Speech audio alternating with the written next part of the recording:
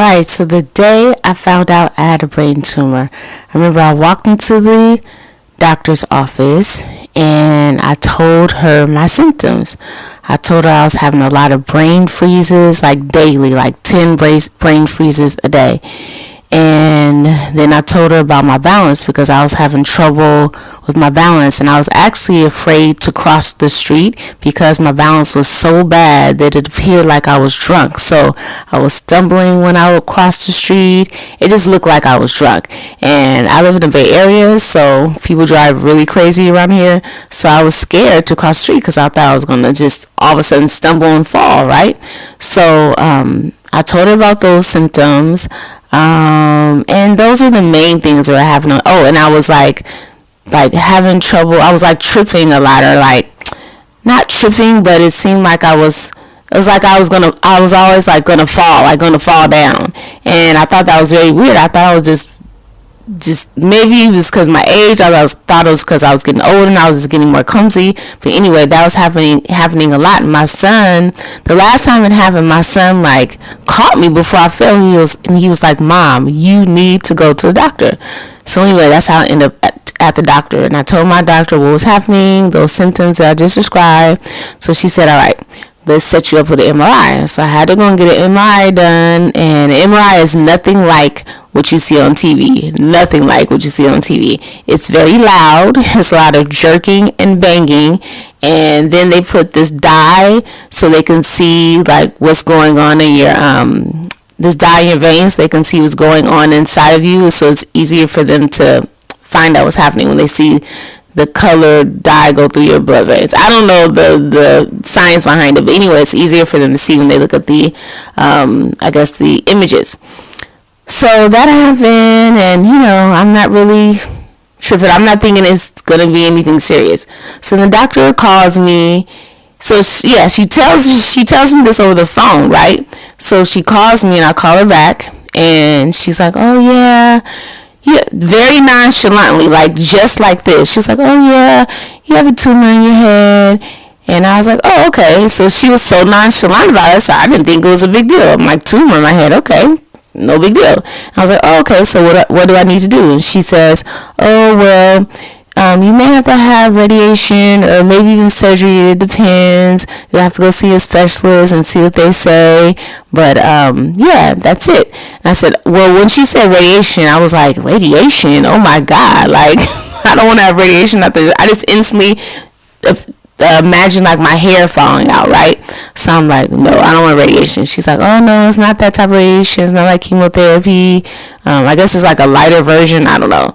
So I was like, okay. I wasn't really worried about it because she didn't appear worried about it. She didn't seem like it was a big deal at all. So I'm like, okay, no big deal. So she scheduled me to go see this specialist, right? Another city, maybe about 40 minutes away from where I stay in the Bay Area. So I go there, and one of my best friend's mom offered to go with me. And she's like, "Yeah, sometimes you might want to go with somebody with things like this. You might need some support." And I'm like thinking in my head, I don't need support. Like, this ain't no big deal. Like, the doctor said I have a tumor in my head. I mean, it didn't register tumor in my head. It didn't seem like a big deal. She didn't make it seem like a big deal. So when she said I might need support, I'm just like, okay, whatever. You want to come with me? Go ahead. So anyway, I go to the specialist, and she comes with me. So then I walk into the doctor's office, right? And he sits me down. He kind of asks me what's been going on. I tell him what's been going on. And I'm just like super nonchalant about it. Like, "Oh, no big deal. Like, these are things happening, blah, blah, blah, blah, blah." So then I guess it dawned on him that I didn't really understand what was going on. So then he kind of paused, and then he looked at me real seriously, and he was like, "You have a brain tumor." And I was like, well, I didn't laugh. At the time, I was just like looking at him like kind of stunned because she didn't phrase it, and maybe she did that on purpose. Maybe she didn't want me to freak out, so she said tumor in the head instead of brain tumor. But when he said brain tumor, that's what made me really think about the whole situation, how serious it was. But I still didn't think it was that serious until he started describing to me about the surgery. So he was telling me the different things that could happen. He told me I might lose my hearing in the process, but he said he's going to try to prevent that, but he said that could happen. And he also said I could die. So when he said I could die, that was like, that made me realize how serious it was, even though that can happen in any type of surgery. But for whatever reason, when he told me that, I was like, okay, this is serious, right? And then even with me losing my hearing, again, he didn't make it seem like that was likely. Well, he just said that it could happen. He didn't like put a lot of emphasis on that, so I didn't really trip off that either. So yeah, that's how I found out I had a brain tumor. It was kind of surreal, kind of, in a way.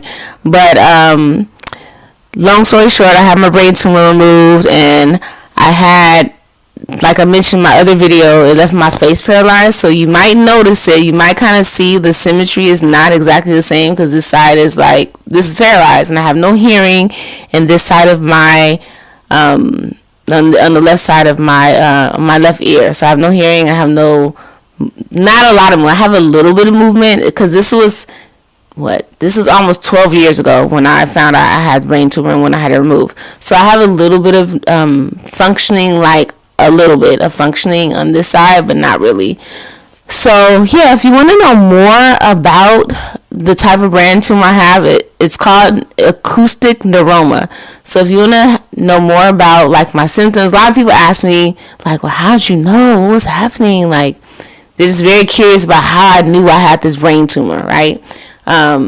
So I can give you more information on that. Just leave me a comment and let me know if you want to know more.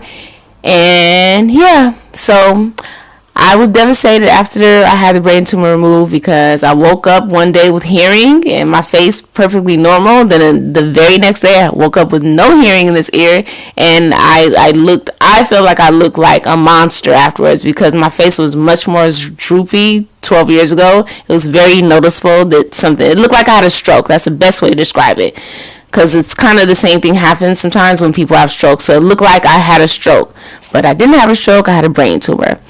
All right, that's how I found out I had a brain tumor. Leave me a comment if you want to know more, like I said, and subscribe to my channel. It's going to be more techie, but I'm kind of just giving you guys an idea of who I am and what I'm about. So yeah, it's me, Miss Afro-Techie. Peace.